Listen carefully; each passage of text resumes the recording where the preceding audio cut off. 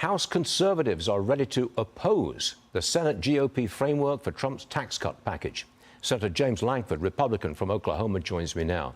Mr. Senator, it seems like the Republican Party can't rein in the conservatives in the House, and that is threatening tax cuts.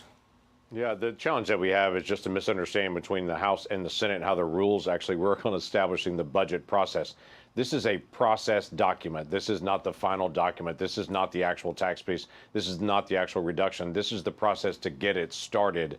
That's been the challenging. If I can compare it, this is like where to lean the ladder against the wall to get to the leaky roof. The problem is the leaky roof, not where to lean the ladder. So we're ready to get past this phase. The House has passed something, the Senate's passed something that's now going back to the House on it. Let's just pass this process piece so we can actually get to actually guarding our tax status, dealing with all the issues we got to deal with, border and security, all those things that have got to be done with. That's the next step, and we got to get there. Got it. A new report says Trump told several Republican senators that he is open to higher taxes on the 1%. Senator, are you in favor of that? Democrats always accuse Trump of giving tax breaks for the wealthy.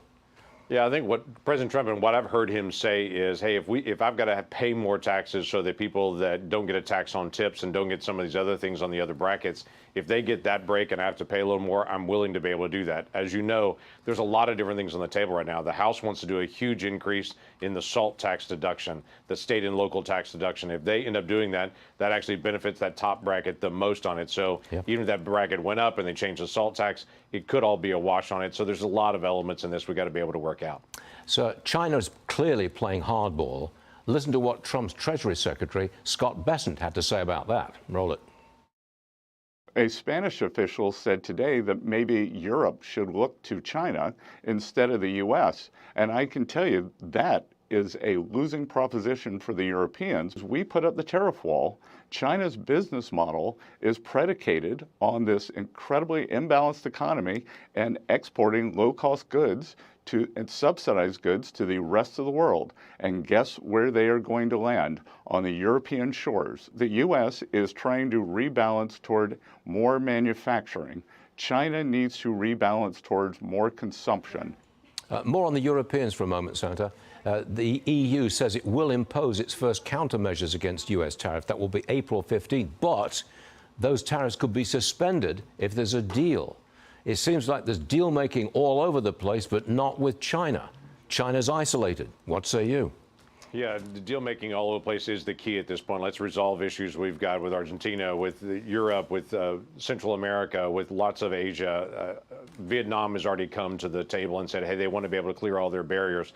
That's positive. This could be a very rapid turnaround in access to those markets, which the United States has tried to get literally for decades. If Trump is able to land this, multiple balls in the air at one time, just start landing them one at a time, that will be historic in a million ways. But China will be the big issue because they are very focused on trying to dig in. You look at Vietnam versus China. Vietnam immediately said, we're going to drop tariffs, we're going to open up our market. China immediately said, we're going to close our market even more.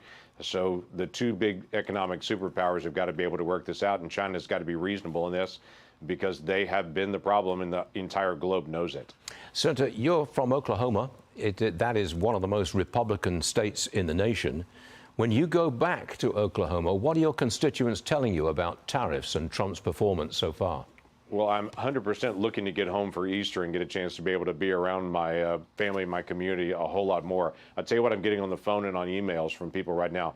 People are either very patient, saying, hey, I understand, I see what Trump is trying to do. He's trying to negotiate these deals. He is a deal maker. He is working to be able to make deals as fast as possible. They see that. There's also a lot of companies that do manufacturing that they may have a few parts that are coming from China or from Vietnam, and they're concerned right now because they don't know how long the negotiations will take, and they're looking at their inventory that they have currently, or they already have contracts in place to be able to sell their product, and they're worried about it. They don't want to have to go spend all their time renegotiating all their contracts. There is pressure to wrap this thing up quickly, right?